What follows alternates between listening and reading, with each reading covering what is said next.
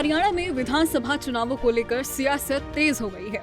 BJP ने अपने 67 उम्मीदवारों के नामों का ऐलान कर दिया है, जिसमें उन्होंने पूर्व मुख्यमंत्री भूपेंद्र सिंह हुड्डा को उनके घर में ही घेरने के लिए बड़ा दांव चला है। रोहतक के गढ़ सांपला किलोई विधानसभा सीट पर भूपेंद्र हुड्डा के खिलाफ बीजेपी ने मंजू हुड्डा को उनके खिलाफ चुनावी मैदान में उतारा है। ऐसे में आइए जानते हैं आखिर कौन है मंजू हुड्डा, जिन पर बीजेपी हाईकमान ने भरोसा जताते हुए इतना बड़ा दांव खेला है। फिलहाल मंजू हुड्डा रोहतक के जिला परिषद के चेयरपर्सन के पद पर नियुक्त हैं। उन्होंने अपने पति के कहने पर 2 साल पहले ही राजनीति में कदम रखा था। साल 2022 में मंजू हुड्डा ने निर्दलीय प्रत्याशी के तौर पर जिला परिषद का चुनाव लड़ा और जीत हासिल की थी। इसी दौरान वो बीजेपी में भी शामिल हो गयी। हाल ही में उन्हें बीजेपी में युवा मोर्चा का प्रदेश उपाध्यक्ष भी बनाया गया था। जिस तरह भूपेंद्र हुड्डा सांपला किलोई के बेटे माने जाते हैं, ठीक उसी तरह मंजू भी इस क्षेत्र की बहू मानी जाती है।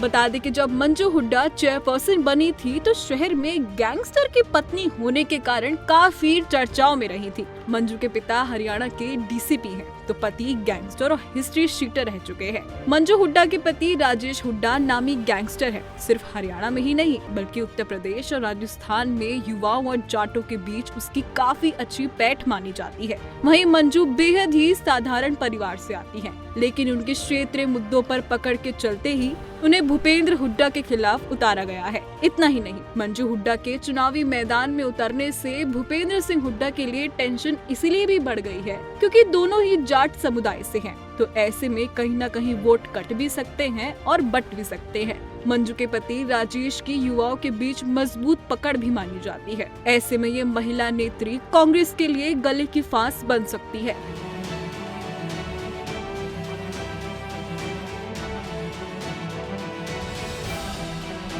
लेकिन इस बात को नजरअंदाज बिल्कुल नहीं किया जा सकता है कि साल 2000 से ही सांपला किलोई सीट पर भूपेंद्र सिंह हुड्डा का अभेद्य किला बना हुआ है। 2019 के विधानसभा चुनाव में भूपेंद्र सिंह हुड्डा ने बीजेपी के सतीश नांदल को 58,000 से ज्यादा वोटों से हराया था। वहीं 2014 में बीजेपी लहर में भी भूपेंद्र हुड्डा ये सीट बचाने में कामयाब रहे थे। वहीं 2019 में भी हुड्डा ने इस सीट पर चुनाव जीता था। इससे पहले वो 2005 में उपचुनाव लड़कर विजय हुए थे। वह कुल 5 बार इस सीट से चुनाव जीत चुके हैं। ऐसे में ये देखने वाली बात होगी कि क्या मंजू सांपला किलोई सीट पर हुड्डा को टक्कर देते हुए जीत दर्ज कर पाएंगी या नहीं। बता दें, हरियाणा में 90 विधानसभा सीटों पर 5 अक्टूबर को वोट डाले जाएंगे और 8 अक्टूबर को मतगणना की जाएगी।